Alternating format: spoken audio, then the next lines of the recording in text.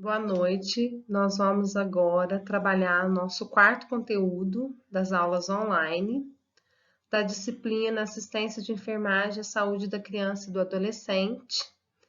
E eu vou abordar nesse conteúdo o RN de risco e o RN de risco habitual. Então, o que é o recém-nascido de alto risco? É o produto de uma gestação de alto risco, onde as intercorrências patológicas e ou sociais representam fatores de agressão ao binômio mãe e filho, determinando a mortalidade perinatal, que pode perdurar até 28 dias pós-parto. Então, o RN de alto risco é aquele onde a comorbidade materna, ou social faz com que o bebê seja colocado em risco, aumentando as suas chances, de adoecer e de morrer. E o RN de alto risco, ele perdura até 28 dias após o parto, não é só durante a gestação, e 28 dias após o seu parto. Todos os recém-nascidos, como a gente viu na aula anterior, eles são classificados de acordo com o peso do nascimento, que é o PIG, o GIG ou a IG, e são classificados pela idade gestacional, se é a termo, pré-termo, limítrofe, e também são classificados por problema fisiopatológico predominante que o caracteriza como recém-nascido de alto risco. Quem são os recém-nascidos considerados de alto risco? Então, todos os prematuros, eles são considerados de alto risco. O pós-naturo, ele é considerado alto risco. Aqueles bebês que teve anóxia perinatal, nós falamos bem sobre a anóxia perinatal, que é a ausência de oxigênio durante o trabalho de parto, que faz com que eles entrem em sofrimento fetal. Se falta oxigenação, provavelmente sequela neurológica. Os RNs que têm macrosomia, o que é macrosomia? Aqueles bebês que nascem grande para a idade gestacional. Geralmente esses bebês são filhos de mãe diabética ou têm alguma síndrome congênita. Essa macrosomia não é normal, então é um bebê que tem que ser considerado de alto risco pelo fato de ter uma cardiopatia associada ou até mesmo síndrome genética. Gemelaridade são considerados de alto risco. Bebês que nascem com RH negativo, por causa do risco da icterícia patológica, e fazer a hemólise sanguínea e ser submetido a um tratamento que a gente chama-se de exsanguíneo transfusão. Sobre a icterícia, eu vou dar uma aula só sobre a icterícia neonatal. Os bebês que têm anomalias congênitas, síndromes genéticas, malformações fetais. Os bebês que têm desnutrição, que já são baixo peso desde o útero materno. Diabetes materna, porque o bebê nasce e faz a hipoglicemia e tem risco de cardiopatia. Mães, com HIV, AIDS e mães com doença sexualmente transmissível. O de maior impacto aqui a gente esbarra na sífilis congênita. Então, esse eu coloquei uma imagem do bebê prematuro para que vocês possam ver. Ele está ensacado porque eles não podem perder calor. E esse ensacamento é justamente para a gente fazer um isolamento térmico, fazendo com que a temperatura que ele nasce, que é da temperatura corporal materna, que com certeza está acima de 36,5 até 37 graus, é a temperatura que a gente tem que mantê-lo. Embora eu estou atendendo num berço de calor irradiante, ele está aquecido, mas a gente não pode propiciar perda de calor. Então, por isso, eles são ensacados e tem uma touquinha na cabeça. Porque a maior área de extensão corporal do bebê é a cabeça, por onde ele perde calor, dissipa o calor de forma mais rápida. O bebê está entubado e ele está sendo ventilado. Esse ventilador aí, ele chama, na verdade, Baby Puff. Nada mais é do que um ventilador manual, só que ele tem uma pressão controlada. Então, a gente não tem risco de fazer pneumotórax, por ventilar, encher o pulmão do bebê de volume. Então, ele é programado num aparelho. Mais para frente eu vou mostrar também, nas próximas aulas, esse aparelho de Baby Puff.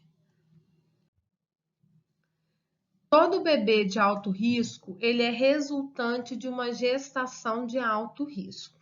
Esses critérios de gestação de alto risco, vocês vão trabalhar cada um deles, né, na aula de materno infantil. Comigo aqui a gente só trabalha a parte do bebê, mas eu vou citar, porque a patologia materna interfere no meu bebê de risco. Então, idade materna menor que 16 anos ou maior de 35 anos. Hoje, a classificação da mãe, ela deixa o alto risco, idade não pertence mais ao alto risco. Mas, para o bebê, a gente sabe que o bebê, né, com uma mãe menor de 16 anos, ele vai passar por um problema social grande. Então, a gente sabe que é um bebê de risco e que a gente tem que ficar de olho devido à imaturidade materna.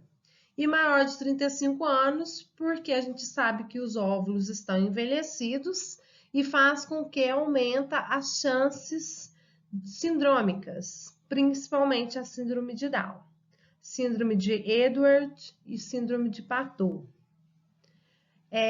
Insuficiência placentária, quando a mãe tem insuficiência placentária, a placenta se calcifica, a gente sabe que o bebê vai nascer em condições, né, ruins, porque ele não estava sendo bem nutrido. A diabetes devido às más formações e à hipoglicemia, quadro de hemorragia, quadro de hipertensão crônica ou DHIG. O DHIG é a doença hipertensiva específica da gestação. Vocês vão trabalhar essa doença em materno. Mas por que o meu bebê de alto risco depende da gestação de alto risco? Porque se a hipertensão crônica ou a DHIG não for controlado na gestação, vai resultar em quê? Em um parto prematuro. Um descolamento prematuro de placenta, uma anóxia fetal, vai resultar num bebê que eu vou receber. Nefropatia, cardiopatia, placenta prévia, descolamento da placenta normalmente inserida. Então, essas patologias maternas vocês vão ver na aula de materno. Então, eu só impactei elas aqui pelo fato de que a gestação de alto risco vai repercutir no bebê de risco. E não normalmente ele pode nascer em condições favoráveis e deixar de ser um bebê de risco.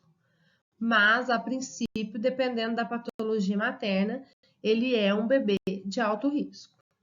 O que eu quero deixar claro aqui para vocês é o seguinte: todo relatório que eu faço de uma admissão de um bebê, o meu primeiro passo aqui tem que ser o histórico materno. Então, quando eu vou descrever um relatório, primeiro eu vou começar histórico materno, a idade da mãe, se ela é de risco habitual ou se ela é de alto risco, porque o alto risco vai impactar no bebê que eu vou receber. Se ela fez pré-natal, porque se ela não fez pré-natal, o bebê ele é de risco, porque não fez nenhuma doença, não coletou nenhum exame de doenças, né, infecto-contagiosas através da placenta. Ela não recebeu a suplementação de ferro, de ácido fólico, então vai repercutir o número de consultas de pré-natal, o medicamento que ela fez uso, se ela teve alguma intercorrência. Então, tudo isso tem que entrar no meu relatório. É o primeiro passo, o histórico materno. Depois, as condições que o bebê nasceu. Depois, uma avaliação física do bebê e os cuidados que foram ofertados, que nós vamos discutindo no decorrer da aula. E também vou dar uma aula só de exame físico, relatório, porque o relatório pediátrico e o relatório do bebê, ele tem suas particularidades. O bebê de risco habitual é aquele bebê que resulta de uma gestação de risco habitual, então sem risco. Então, é um bebê que provavelmente vai nascer em condições satisfatórias.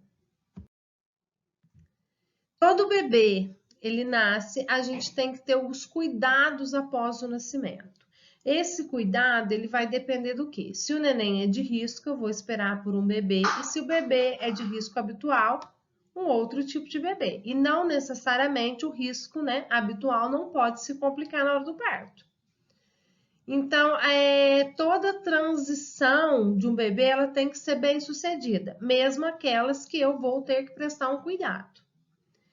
Então, a transição bem-sucedida de um feto, ele está imerso no líquido amniótico e totalmente dependente da placenta para obter nutrientes e oxigênio, até o seu nascimento. Respirando e chorando vigorosamente é algo sempre maravilhoso. Então, o bebê, ele está ligado à placenta, né, sua oxigenação, sua nutrição fazendo via materna. Ele nasceu, ele precisa respirar e um dos mecanismos que ele está bem significa que ele está respirando e chorando vigorosamente, aquele choro forte. Os recém-nascidos saudáveis necessitam de um bom cuidado para garantir seu desenvolvimento normal e uma boa saúde. Então, aqui, desde 1994, no Brasil, é uma lei federal, é obrigatória a presença do pediatra na sala de parto, porque a gente vai avaliar o risco através do risco materno, mas não necessariamente o bebê que não tem risco, ele não possa ter intercorrências. E o sucesso, né, do bebê, do desenvolvimento do bebê, se dá ali num cuidado que a gente vai ter que fazer, um cuidado imediato. E esse cuidado ele tem que ser rápido, eficaz, para que o bebê ele consiga se adaptar ao meio extrauterino sem ter nenhum tipo de sequela. Então, imediatamente após o nascimento normal, a equipe da sala de parto, ela tem, né, por obrigatoriedade, humanizar essa assistência. Então, tem que dar o bebê para a mãe segurar. Até porque esse bebê que nasce saudável, ele é assistido onde? Ele é assistido em cima da mãe. Porque o calor materno e o vínculo afetivo ajuda, né, contribui significativamente para que essa adaptação dele ao mundo extrauterino seja altamente satisfatória. Então, ele é assistido em cima da mãe, seca em cima da mãe, mantém ele em cima da mãe. A gente vai falar mais para frente sobre aspiração de vias aéreas. Ela não deve ser feita de rotina, é só para aqueles bebês que necessitam. E a amamentação, a gente estimula a amamentação desde o nascimento. Então, caso a mãe desejar, que é um direito dela, e a gente deve estimular desde o pré-natal que esse passo de amamentar o bebê assim que ele nasce, nos primeiros 10 minutos de vida, é considerado como hora ouro para a adaptação dele ao mundo extrauterino. Porque ali ele recebe todos, né, os nutrientes necessários para ele, o colostro, e o colostro ele é tido como a primeira vacina, rica em anticorpos, que vai proteger o bebê. E aí a gente vai aumentar o vínculo e as chances dessa amamentação perdurar por muito tempo. O pai também ele é encorajado a segurar o seu filho e a compartilhar esses momentos. Então, hoje existe a Lei 11.108, lei federal, que dá direito à mãe à presença de um acompanhante de sua escolha, no pré-parto, no parto e no pós-parto. Então, justamente para incentivar os pais a passar por esse processo junto com a mãe. Inclusive, na hora de humanizar a assistência, o cordão, quem corta é o pai. É ele que desliga o bebê da mãe. Né? Assim, ficticiamente, né? O desligar o bebê da mãe através do cordão. Então, é o pai que procede, né? A secção, esse corte do cordão umbilical. Alguns especialistas, eles acreditam que o contato físico imediato com a criança ajuda a estabelecer vínculos afetivos. Contudo, os pais podem estabelecer bons vínculos, né, afetivos com seus filhos, inclusive quando não passam as primeiras horas juntos. Então, assim, favorece o vínculo, favorece. Mas não é porque ele não está no momento do parto que o vínculo não vai existir. Até porque os bebês prematuros, eles são separados de suas mães, separado do contato, né, com seus pais, logo ao nascimento. Ele vai para o UTI neonatal, ele fica cuidado por profissionais de saúde, e esse vínculo ele é feito da mesma forma, porque esse vínculo é feito ainda intraútero. Ele só prevalece, né, com o decorrer do tempo. Ele não cessa. A gente divide os cuidados com o recém-nascido em dois. Então, são os cuidados imediatos e os cuidados mediatos com o recém-nascido. O que são os cuidados imediatos? São aqueles que devem ser feitos logo após o nascimento. Então, o clampeamento tardio do cordão. Esse clampeamento do cordão, eu vou explicar depois, aqui nessa aula mesmo, como que ele é feito, esse clampeamento tardio. A avaliação do Apgar, eu também vou explicar o que é a tabela de Apgar e como se avalia. Secar e prover calor. Então, o bebê estava imerso no meio líquido. Então, quando ele vem para o meio externo, ele tem que fazer o quê? Ele vem úmido. Então, a gente tem que secar e prover calor. A gente vai prover calor de duas formas, através do berço de calor irradiante ou através do corpo materno. Coloca o bebê pele a pele com a mãe. Bebê que nasce bem, saudável, que não tem risco, ele vai ser assistido em cima da mãe dele. O bebê que precisa de intervenção e cuidados, né, pediátricos mais avançados vão para o berço de calor irradiante. Aspiração. A aspiração, aquela aspiração que vocês aprenderam em sala de aula, né, em fundamentos de enfermagem, que a gente utiliza uma sonda para aspirar. O bebê se aspira boca e depois nariz. O nariz na mesma medida, ponta do nariz, lobo da orelha. Esse tamanho é a introdução da sonda. Porque no bebê eu desenvolvo o reflexo vagal e faço ele fazer a apneia por estar aspirando em contato com a glote. Então, ela se fecha, faz o reflexo vagal, a criança faz a apneia. Então, eu não introduzo a sonda, só essa medida. Primeiro boca, depois nariz. Não se aspira de rotina, só se necessário. Tem pediatra que gosta de aspirar, vai lá até no estômago, aspira o estômago do bebê, mas as evidências mostram que não é necessário, porque essa sonda, ela faz um edema na mucosa nasal e faz com que a criança fique, né, com obstrução da narina pelo edema. Então, eles vão ficar lá fungando desse estilo, né, o tempo todo. E aí a gente começa a pingar uma solução salina de soro fisiológico a 0,9% para reduzir esse edema e facilitar a respiração do bebê. A coleta de sangue do cordão umbilical, ele é feito por muitas instituições. Então, coleta o sangue do cordão por 3 motivos. Um, para ver tipagem sanguínea. Outra, para fazer gasometria, para ver se não teve hipóxia. E o terceiro motivo da coleta do sangue do cordão é reservar uma amostra do sangue para, né, fazer um possível DNA.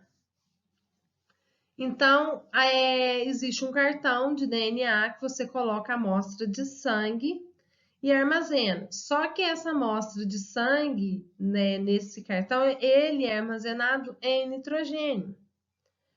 Então, você tem que ter uma sala disponível só para armazenamento desse cartão, para que possa fazer em algum momento, né, o DNA. A identificação. A identificação ela é muito séria, porque antigamente existia muita troca de bebê por falta de identificação ou por uma identificação errônea. Então, hoje, nenhum bebê, né, desde 94, sai de sala de parto sem ser identificado. E essa identificação, ela foi se aperfeiçoando com o tempo. Então, existem pulseiras com código de barra. Então, é uma pulseira no braço da mãe, uma pulseira no braço do bebê e mais o clamp do cordão umbilical. esse clamp do cordão umbilical, todos eles têm código de barra, mesmo código de barra, para poder identificar que aquele bebê é daquela mãe. Não pode colocar a pulseira de forma frouxa para que saia essa identificação. E sempre a mãe e o bebê tem que estar identificado com o nome da mãe RN de Gislene Cristina Nogueira. A hora que nasceu, a data que nasceu, o sexo, o registro da mãe, porque o nome tem parecidos, mas o registro é pessoal intransferível. Outro cuidado imediato é apresentar a mãe. Então, a mãe tem que ver o bebê, ela tem que pegar o bebê, mesmo que o bebê seja prematuro, que as condições dele, então a gente não permita, a gente primeiro estabiliza e depois apresenta ela, mesmo que seja no curto período de tempo. A mãe só não vai ver o bebê quando a situação clínica dela não permitir, ou ela está sob anestesia geral, ou em alguns momentos tem que ser sedada. Aí ela vai ver o bebê só posteriormente as condições clínicas dela melhorem. Mas sempre vai ser apresentado à mãe. E a amamentação na primeira hora de vida, que ela é tida como hora ouro, ou seja, ela é indispensável porque ela contribui para toda a melhora clínica, tanto da mãe quanto do bebê. Os cuidados imediatos com o RN. Então, os cuidados imediatos são aqueles que são feitos posteriores ao nascimento. O bebê, ele tem que fazer um processo de adaptação ao mundo extrauterino. Esse processo de adaptação ao mundo extrauterino, ele leva algumas horas. Então, o ideal é que a gente não estresse o bebê. Então, o banho, ele pode ser dado depois de 6 horas e existem algumas recomendações para que ele seja feito após 24 horas de vida do recém-nascido. O porquê disso? Porque o bebê, ele está imerso no líquido amniótico, protegido pela placenta, ele não está em contato com o mundo externo. Então, ele está, digamos assim, estéril. Então, quando ele chega, a gente já tira no banho a primeira camada de proteção dele, que é o vernix caseoso, que é aquela camada gordurosa que protege a pele dele. A gente não deixa ele passar pelo processo onde a mãe coloniza ele. Então, por isso, ele tem que ser assistido em cima da mãe. E ali ele tem que permanecer, porque a mãe aquece ele e a mãe coloniza ele. Então, se eu tiro ele da mãe, eu dou banho, pego com as minhas mãos, coloco dentro de uma incubadora, eu faço com que o bebê perca esse tempo de estar sendo, colonizado pelas bactérias maternas e não bactérias hospitalares. As medidas antropométricas, que é o peso, a estatura, o perímetro cefálico, o perímetro torácico e em algumas instituições o perímetro abdominal.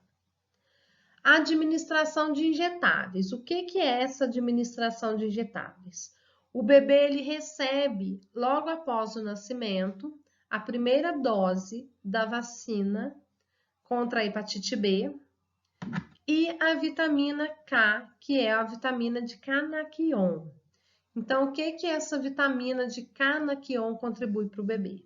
Porque ele tem uma cascata da coagulação ainda imatura e ele não produz a vitamina K, que auxilia no processo, evitando com que, o bebê tenha hemorragia. Então, auxilia no processo da coagulação sanguínea. Então, ele recebe essa primeira dose de vacina, de vitamina K, injetável. E para a gente ver os efeitos dessa injeção, dessa administração do medicamento, a gente sempre padroniza. Membro inferior esquerdo, vitamina K, membro inferior direito, a primeira dose da vacina hepatite B. Então, vasto lateral da coxa, o bebê não tem um vasto lateral definido, ele tem um médio lateral. Mas é a mesma medida do vasto lateral. Então, a gente vai fazer a medida. Vitamina K, ângulo reto, com agulha 13 por 4,5. Primeira dose da vacina contra hepatite B, um imunobiológico, agulha 20 por 5,5 e a gente, ou 25 por 7, ângulo 45, sentido podálico, voltado para os pés. Sempre na coxa, médio lateral da coxa. O que é a credeização? A credeização é você colocar uma gota de nitrato de prata a 1% nos olhos e 2 gotas na vagina da menina. No menino, a gente não coloca no prepúcio. É só na menina.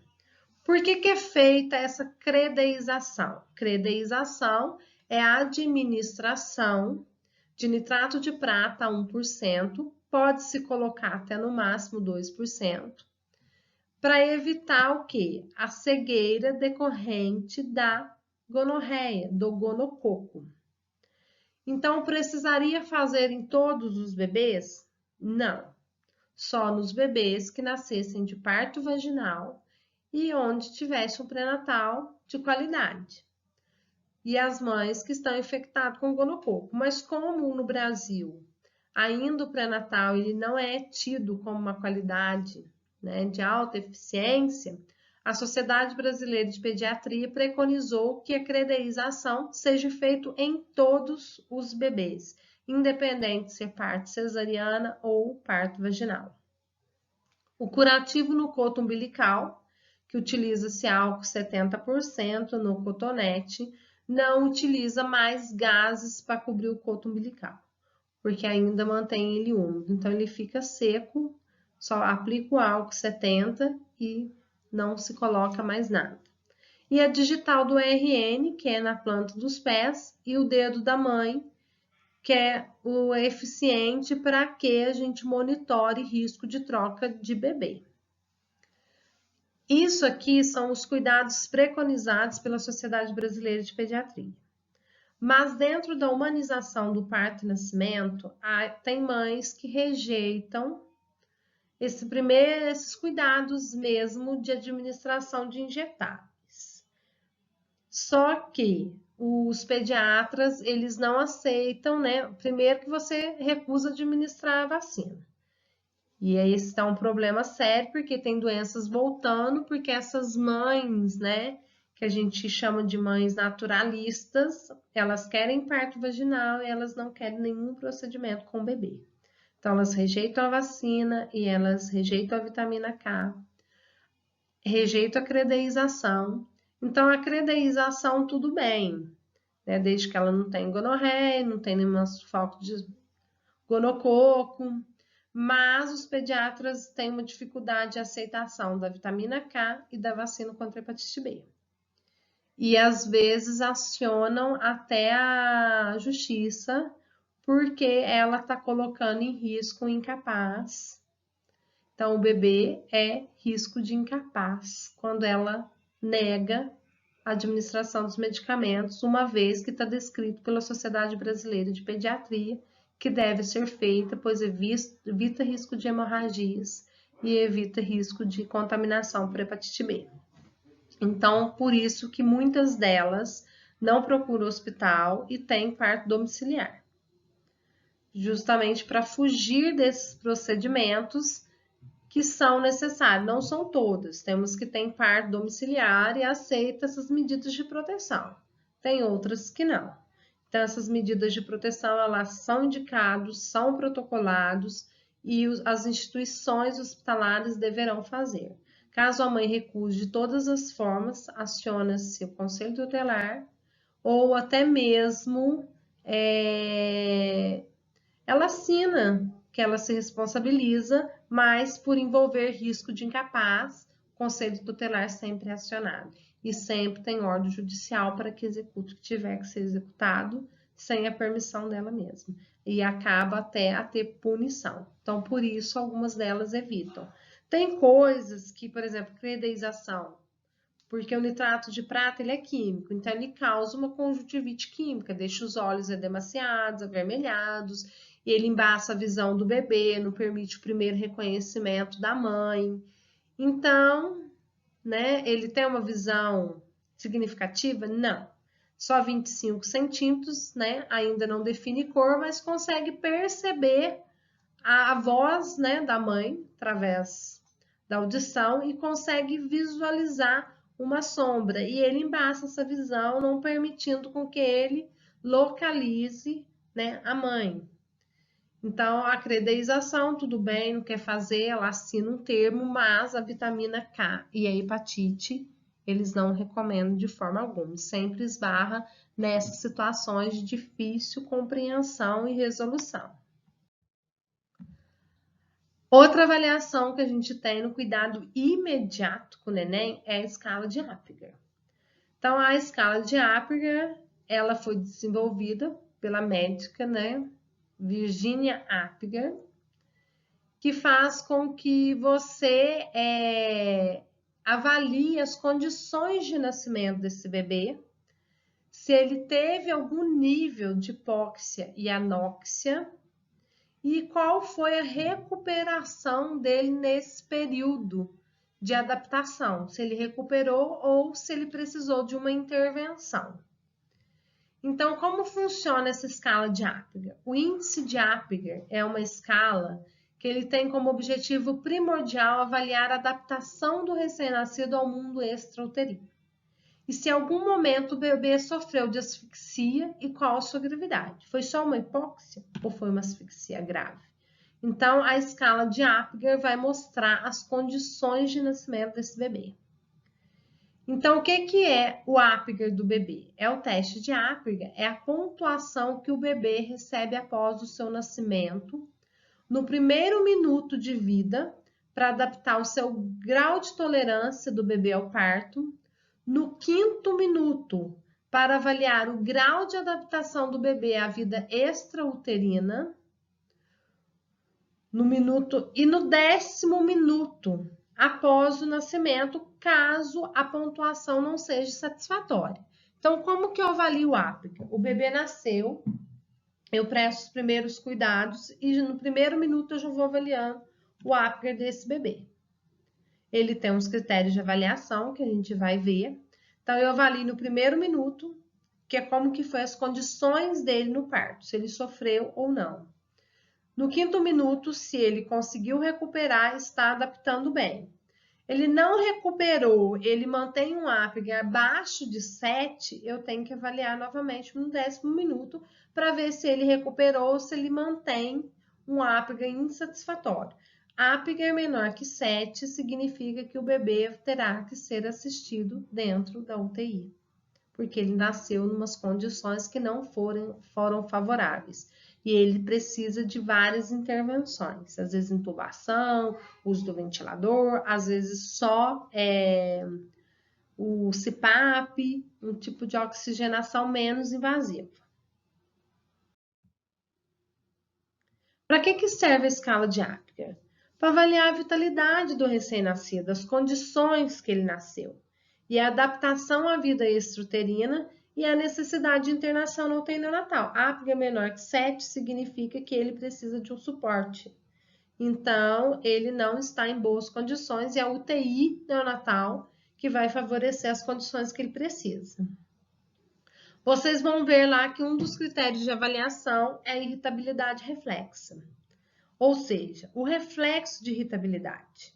Então, quando a gente vai aspirar o neném, ele tem gesticulações, ele faz força, ele tem, né, a parte, né, frontal, da região frontal, ele vai fazer o quê? Franzir a região frontal. Vai apresentar tosse ou espirro, que é uma reação, é um reflexo de que ele está sendo invadido. Então, eu estou aspirando, ele começa a espirrar. Todo bebê, ele está imerso ao meio líquido. Depois que ele nasce, ele fica espirrando. Aí as mães falam assim, ele está resfriado. Não, é o mecanismo de irritabilidade reflexa. Ele tem que colocar para fora toda a secreção que ainda está na sua orofaringe. Então, ele começa a espirrar para colocar para fora. Isso é uma irritabilidade reflexa e vai perdurar uns 3 dias após o nascimento, que é o tempo que ele leva para poder eliminar todas as substâncias que ainda decorrem do parto. Então, a escala de Apgar. A escala de Apgar, a gente vai avaliar os seguintes parâmetros: a frequência cardíaca, a respiração, o tônus muscular, a irritabilidade reflexa e a cor. Então, aí eles vão receber uma pontuação 0, 1 e 2. Então, a frequência cardíaca, se ela estiver ausente, é 0 no primeiro minuto, no quinto minuto. Se as condições no quinto minuto estiver abaixo de 7, avalie-se o 10º minuto. Então, frequência cardíaca ausente, ele vai receber uma pontuação 1, se ela estiver lenta, abaixo de 100 batimentos por minuto. E 2, se ela estiver maior que 100 batimentos por minuto. Como que eu vou aferir, verificar essa frequência cardíaca? Através do cordão umbilical, porque ele tem pulsação. Eu não pego o pulso, eu não faço a ausculta apical, eu simplesmente vou colocar o meu dedo no cordão umbilical.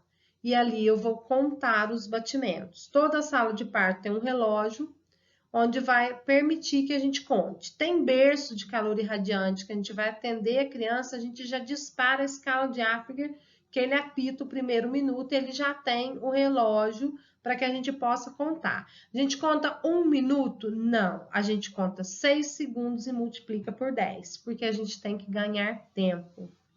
A respiração vai receber uma pontuação 0 se está ausente, vai receber uma pontuação 1 se estiver lento ou irregular, e vai receber uma pontuação 2 se estiver boa chorando. Então, está respirando, chorando vigorosamente. Excelente, neném em boas condições. Tônus muscular. Flácido. O bebê fica flácido. Do jeito que você coloca, ele larga. A mãozinha cai, a perninha, a cabeça, significa que ele está flácido. O 1, ele tem algumas flexões de extremidade, mas ainda mantém flácido. E o 2, aquele movimento ativo, que ele bate a perna, que ele tenta reagir ao que está sendo feito com ele. A irritabilidade reflexa, ele está sem resposta nenhuma. O 1, ele faz careta ou franze a testa. E o 2, ele tosse, espirra e chora. A cor, se ele nasce, né? Azul ou pálido, azul aqui é cianótico, todo cianosado, azulado. O 1, se ele tem corpo rosado, extremidade cianose, que chama extremidades azuis. Quando a gente tem cianose só de extremidades, mão e pé, significa que eu tenho uma acrocianose. Acrocianose, extremidades, né? Cianose de extremidades, mãos, pés. E o 2, se ele está completamente rosado. Então, nenhum bebê nasce com Apgar 10, porque ele pode nascer com corpo rosado, mas com acrocianose, extremidades cianosadas. Então, eu brinco assim, 10 só na escola. Então, quando nasce, a pontuação no primeiro sempre vai ser 9, no primeiro minuto, e depois 10 no quinto minuto. Então, nasceu um bebê. Nasceu o batimento bom, 140 batimentos, está chorando, está com movimento ativo, está com a irritabilidade reflexa presente, está espirrando, só que está com a acrocianose. Então, ele tem 9 no primeiro minuto. No quinto minuto, eu tenho que reavaliar. Então, eu olho a minha frequência, mantém maior que 100, está chorando, continuou bem, completamente rosado, eu tenho um Apgar de 9 e 10. Então, a gente sempre põe 9/10. Apgar 9, 10. 9 no primeiro minuto, 10 no quinto minuto. Excelente. Agora, se eu tenho um Apgar menor que 7 no quinto minuto, então o neném nasceu, ele nasceu sem frequência cardíaca, sem respiração, flácido, sem resposta nenhuma, totalmente cianótico. Ele nasceu com Apgar 0. Apgar 0 significa que ele nasceu em morte aparente. Eu preciso reanimar. Então, eu reanimei o neném, massagem cardíaca, fiz medicamento, ventilei, reanimei o neném. No quinto minuto, ele ainda estava com a frequência lenta, abaixo de 100, 90 batimentos, com uma respiração lenta e irregular. com tônus muscular, algumas flexões, a irritabilidade reflexa ainda sem resposta, e o corpo rosado porque eu estou ventilando. Então, ele teve um Apgar de 1, 2, 3, 4. Então, ele teve um Apgar de 0 no primeiro minuto, 4 no quinto minuto, eu vou avaliar no 10º minuto. Então, aqui eu já entubei o neném, eu já ventilei. E aí, no 10º minuto, ele teve um Apgar de 7. É um bebê grave, vai para UTI. Aí, qual vai ser o meu Apgar? 0/4/7. 0 no primeiro minuto, 4 no quinto minuto e 7 no 10º minuto. Bebê grave, UTI neonatal. Certo? Esse aqui é o clampeamento do cordão. Então, quem vai assistir o neném? Obrigatoriedade de pediatra em sala de parto. É a realidade brasileira? Não. Dentro da instituição tem que existir. Mas, às vezes, o pediatra está numa outra sala de parto, está dentro de uma UTI, está atendendo alguma intercorrência, e o bebê nasceu de parto vaginal e vai ser assistido por mim, técnica de enfermagem que trabalha no berçário. Então, sou eu que vou colocar o bebê, prover calor, que vou secar o bebê, que vou ver a necessidade de aspiração. Se tiver necessidade, eu aspiro boca, depois nariz. Se não tiver necessidade, eu não vou aspirar. Só vou secar, prover calor em cima da mãe, não vou aspirar. Vou estar avaliando o Apgar no primeiro, no quinto minuto. Vou estar fazendo o clampeamento do cordão. Como que eu faço o clampeamento do cordão? Ele vem com uma pinça, a gente vai substituir a pinça pelo clamp. Só que às vezes ele vem maior e eu tenho uma medida que deve ser feita. Então, como que eu vou clampear? Eu pego o cordão umbilical do abdômen, eu marco 2 dedos. Então, eu corto aqui, eu ponho o clamp aqui e corto um pouquinho em cima, deixando uma margem. Eu não corto rente com o clamp, porque se eu cortar rente com o clamp, às vezes fica uma parte solta e o bebê sangra. Então, já aconteceu de bebê ficar com fralda, quando abrir a fralda tá encharcado de sangue, tem que ser transfundido, porque ali é a ligação dele com o bebê, ainda não mumificou. Então, ficou extravasando sangue, o neném ficou pálido, teve que ir para a UTI neonatal por causa de um cuidado ineficaz de enfermagem. Então, nunca coloco rente da pele, porque se esse bebê se complicar, eu precisar levar ele para a UTI e precisar fazer um cateterismo umbilical, não tem espaço para o pediatra. Então, pele aqui, 2 dedos, clampo, corto e deixo uma margenzinha em cima do clampo, né? Uma margem grande aqui, ó. No desenhinho dá para vocês ver, o clamp ainda tem uma margenzinha. 2 dedos de pele, clamp, deixo uma margem pequena, mas deixo uma margem depois do clampeamento. Então, a enfermagem, o técnico de enfermagem, a enfermeira pode prestar esse cuidado? Pode. Só que a gente também tem que estar habilitado a reanimador, né?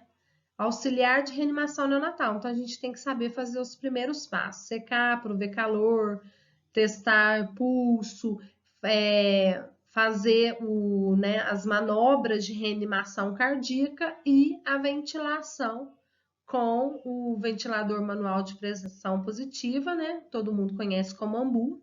AMBU é marca, então VMPP, então a gente vai poder ventilar esse neném. Então, eu pretendo dar uma aula de reanimação neonatal para que a gente possa dar continuidade. Mas vocês já viram essa reanimação com ventilador manual e a massagem cardíaca na aula que foi oferecida lá no COC pelo SAMU, pelo Dr. Daniel. Certo até aqui? Então, as medidas antropométricas é um cuidado imediato que ele vai ser feito no mínimo 6 horas após o nascimento. Então, eu tenho que ter uma balança adequada, eu tenho que ter, para ver a estatura, um estadiômetro, né, ou mesa antropométrica, a fita métrica para que eu possa verificar o perímetro cefálico, o perímetro torácico e o perímetro abdominal. Então, lembrando que o perímetro abdominal é institucional. Então, ele não tem uma obrigatoriedade, mas tem instituição que faz, tem instituição que não. Como que eu faço, né? O peso, toda criança pesa sem roupa, sem nada, balança, a limpeza com álcool 70 e forrada, desconta, né? O que a gente vai forrar. O estadiômetro, a gente vai medir, aferir, né? A estatura da criança. Então, a gente sempre faz uma pressão no joelho, cabeça e pés, tá? E faz uma pressão no joelho. O perímetro cefálico, a gente utiliza a fita aqui na região frontal, passando aqui pelo temporal até a inserção do occipital, a junção do occipital. E esse é o perímetro cefálico. Criança que nasce a termo com perímetro cefálico abaixo de 32 centímetros, abaixo ou igual a 32, vai pesquisar microcefalia. Protocolo devido ao chikungunya e a zika vírus. Perímetro torácico, a fita métrica passa em cima da região mamilar. E a gente vai medir. O perímetro abdominal, em cima da cicatriz umbilical, lembrando que a gente tem um coto umbilical, então a gente vai um pouquinho acima do coto umbilical, certo? A enfermagem cabe o que no nascimento? Então, todo relatório de enfermagem tem que iniciar com a história materna, porque é a história materna que vai definir se o meu bebê é de risco habitual ou de alto risco. Então, se tem um risco, ele é de alto risco, então as condições de nascimento dele não podem ser tão favoráveis. E às vezes ele é de risco habitual, só que teve intercorrência no trabalho de parto, então ele passa a ser um bebê de alto risco. Então, sempre história materna. Se fez pré-natal, se não fez pré-natal, se tem risco, a idade, a gente vai se tomou os medicamentos, se tomou vacina. Então, tudo isso é o histórico da gestação. Depois, a gente vai registrar na ficha do recém-nascido. Todo bebê tem uma ficha própria que essa é entregue para a mãe, através do cartão da criança, onde a gente coloca mesmo a hora que o neném nasceu, o índice de Apgar, o peso, a estatura, o perímetro cefálico, o grupo sanguíneo. Então, a gente descreve tudo nessa ficha que é entregue à mãe e dentro da nossa instituição, no nosso relatório de enfermagem, também tem que estar anotado. Sua impressão plantar e digital do polegar direito da mãe. Antes da declaração de nascidos vivos, vinha o dedo da mãe e a planta do pé do bebê. Hoje não é mais obrigatoriedade, mas tem instituições que fazem em formulário próprio da instituição mesmo. Em partos múltiplos, então a gente lembrou que a gente tem que identificar o neném. Identificar através de pulseira, que é o ideal. Sempre a pulseira da mãe e do bebê tem que estar iguais. E às vezes tem um código de barra que também tem no clamp. Em partos múltiplos, a ordem de nascimento deverá ser especificada nas pulseiras de número. Então, gemelar, primeiro gemelar, segundo gemelar. Agora, quádruplos, primeiro, segundo, terceiro, quarto. Então, a gente tem que identificar quem nasceu primeiro, quem foi segundo, quem foi terceiro, quem foi o quarto. E após o nome da mãe, registro, porque ele é individual, intransferível, data, hora de nascimento, sexo. Preencher a ficha do recém-nascido com os dados referentes às condições de nascimento. Hora, data do parto, se precisou ser aspirado, se precisou ser oxigenado, o Apgar que foi dado, então tudo conforme as condições. Nasceu com boa vitalidade, chorou, Apgar 9 e 10, não nasceu em boas condições, precisou ser aspiração de vias aéreas superiores, precisou ser oxigenado, ventilado, precisou ser entubado. Então, tudo isso tem que constar na ficha. Os primeiros dias do bebê ele não é fácil nem para a mãe e nem para a família. Então, o que eu vou enfocar aqui com vocês? Nós somos educadores e cabe a nós orientar essa mãe ao receber alta maternidade. Então, todos esses cuidados que é feito, né, de forma imediata, de 6 a 24 horas, deverá ser feito no quarto da mãe, ensinando ela a cuidar do seu bebê. Então, o banho, dou com ela no quarto, né? Faço tudo com ela, vestimento de roupa, curativo no cordão umbilical, a troca de fralda, o curativo no cordão umbilical, eu já oriento, não cobre, só o álcool 70 é o suficiente, deixa para fora da fralda, porque ele seca mais rápido, vai mumificar, vai ficar duro, você pode movimentar que o bebê não sente dor, não tem risco. Então, isso tudo é orientação. Então, uma mãe que sai da maternidade despreparada sai de uma equipe que não soube prepará-la de forma adequada. Embora o pré-natal também tenha sua responsabilidade, com gestante, ensinando, demonstrando. Mas o que é importante a gente falar para a mãe aqui nos primeiros dias após o nascimento? Então, eles precisam aprender a alimentar. O bebê ele tem que mamar de 3 em 3 horas. Ele pode mamar de 1 em 1, de 2 em 2, de meia em meia? Pode mamar. Ele só não pode passar de 3 horas. Por quê? A glicose do bebê cai, é glicose, né? Que carrega oxigênio para o cérebro. Se não tem glicose circulante, ou falta oxigênio. Então, o bebê ficou hipoativo, não acorda de jeito nenhum, tira a roupa, tenta acordar, não acordou, hospital. Medir a glicemia. Mamar de 3 em 3 horas. Bebê até 1 mês de vida não dorme a noite inteira. Tem que acordar de 3 em 3 horas e dar o mamar. Com o passar do tempo, ele vai transformando o reloginho e vai fazendo as suas horas. Mas enquanto isso não acontece, a mãe tem que acordar o bebê e fazer ele sugar. Ensinar a mãe a vestir a criança, familiarizar com as suas atividades, com sons, com choros. A primeira urina do neném ela é concentrada e ela dura por um certo período, porque ela contém uma substância que chama uratos amorfos. Então, são substâncias presentes na urina do bebê, uratos amorfos, que dá uma coloração rosa, às vezes alaranjada, que parece sangue. A gente tem que orientar a mãe, isso aqui são urato amorfo, que é a parte renal da criança que está, né, vamos dizer assim, está sendo limpa, está sendo eliminados, então é comum. Então, vai eliminar e não é sangue, pode ficar despreocupada. A primeira evacuação consiste no quê? No mecônio. O mecônio é a primeira fezes do bebê. Ela tem uma cor negro esverdeada, bem viscosa, semelhante a uma graxa. Então, está começando a iniciar o processo digestório e a limpeza do intestino, está começando a funcionar. Então, é normal, a criança tem que eliminar o mecônio nas primeiras 24 horas de vida. Não eliminou o mecônio, o pediatra tem que ser acionado, porque existe, né, uma patologia que chama rolha de mecônio. E o pediatra que está apto, às vezes o cirurgião pediátrico que introduz uma sonda, a gente não introduz sonda em cavidade, nem técnico, nem enfermeiro, porque a gente tem risco de fazer o quê? Ruptura de alças intestinais. Então, o pediatra, geralmente cirurgião pediátrico, coloca uma sondinha, joga soro fisiológico para eliminar essa rolha de mecônio. Porque se a rolha continuar, faz com que a criança tenha obstrução intestinal, complique todo o seu quadro, sendo que o tratamento é muito simples, desde que seja observado.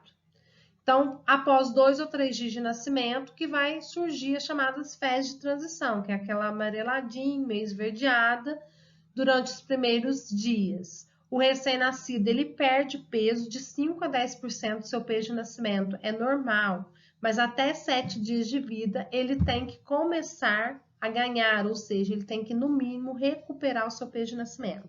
Por isso que todo bebê, no 5º dia de vida, que vai coletar o teste do pezinho, ele vai para as ações do 5º dia, onde vai medir o bebê, vai pesar, ver se ele já recuperou o peso do nascimento ou se ele perdeu mais peso e intervir precocemente. Cabe a nós, profissionais da enfermagem, anotar eliminação de diurese presente, porque o neném que não está eliminando diurese, ele não está sugando. Então, não fez xixi, não eliminou diurese, não fez, provavelmente a mãe está com pouco colosso, pode ir lá apertar a mama dela, às vezes está com nenhum, porque cesariana eletiva demora a descer do leite. O bebê está desidratado, não está apresentando diurese e pode medir a glicemia, que provavelmente ele está fazendo hipoglicemia. Então, indicativo importante que tem que ser observado. Não eliminou mecônio? Por que não eliminou mecônio? Tá com rolha? Ou às vezes ele não tem um ânus. Então já aconteceu no Hospital de São Lourenço, né, de bebê ir embora para casa, evacuação presente. A criança ficou 3 dias internado, foi para casa, todas as técnicas de enfermagem do berçário escreveu eliminação intestinal presente. O bebê retornou depois e ele não tinha um ânus. Então é uma má formação congênita comum que acontece com certa frequência.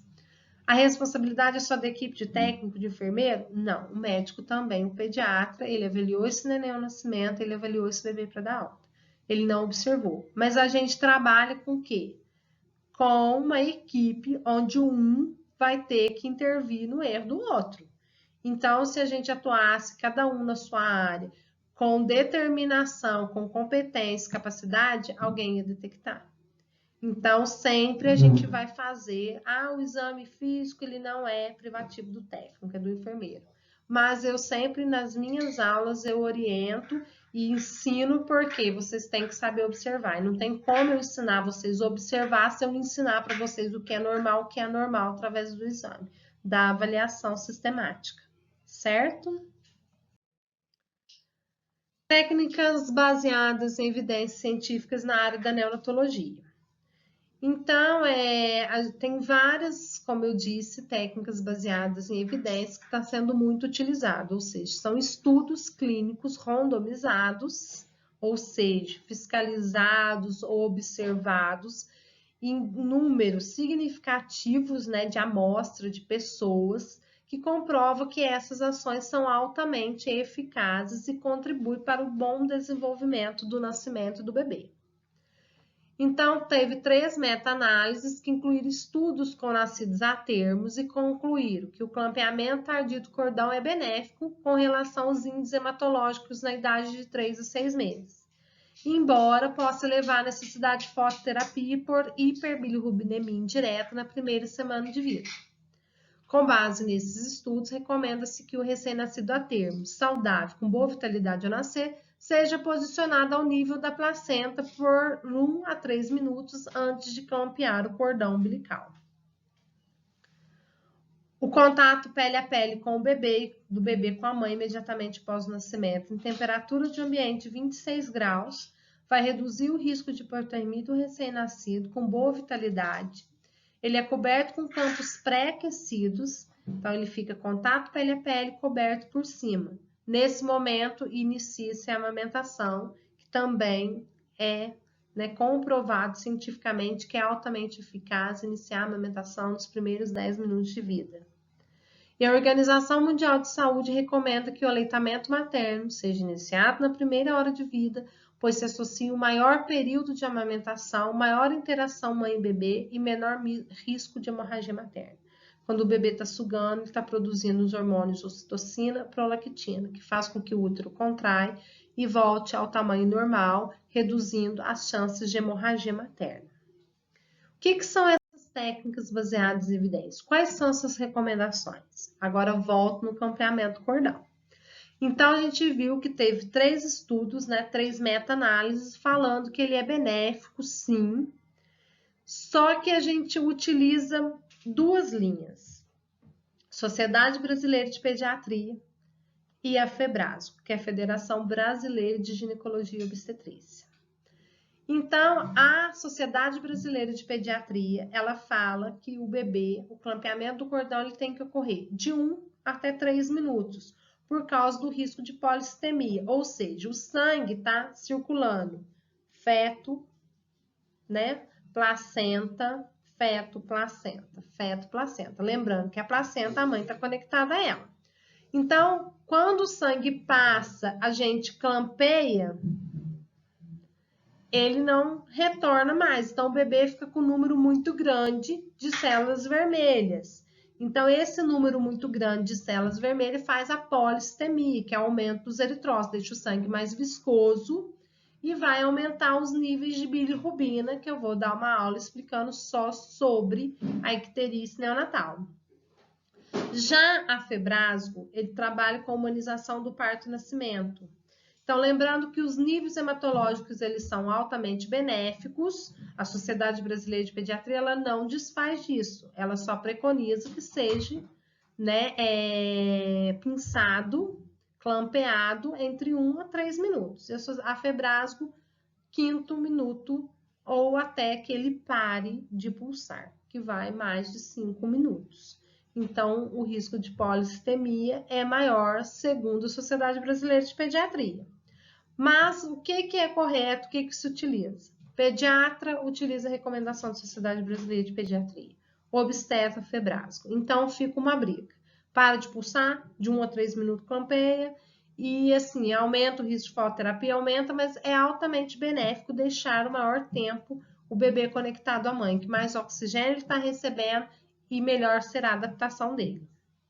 A amamentação na primeira hora de vida, então, é indiscutível os benefícios, então, tanto para a mãe quanto para o bebê, então, tem que ser preconizada. Ainda tem instituição que não preconiza. O contato pele a pele com a mãe substitui o berço de calor radiante, altamente eficaz, ótimo, né, para poder estabilizar o neném e ele próximo da mãe. Não utilizar manobras de aspiração de forma rotineira.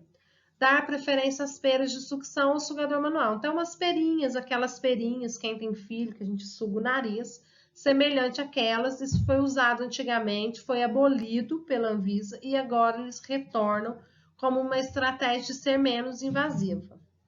E ao invés dessa aspiração a vácuo, a gente usa com sonda de aspiração. Secar o bebê no colo da mãe, o berço aquecido de calor radiante, tá? Então, é melhor que seque, que ele seja aquecido no colo da mãe do que no berço. Manter o bebê em alojamento conjunto integral. Então, hoje já tem a lei do alojamento, o bebê não se separa da mãe. Então, ele permanece com a mãe por período integral. Desculpa. Então, ele vai permanecer com a mãe no período integral. O banho, as medidas antropométricas, qualquer outro procedimento, vacinação, administração de canaquione e nitrato de prata, são recomendações da Sociedade Brasileira de Pediatria. Então, no recém-nascido, após 6 horas do nascimento. Obrigada, a gente para por aqui. Na próxima aula, a gente retorna com outros conteúdos. Tchau!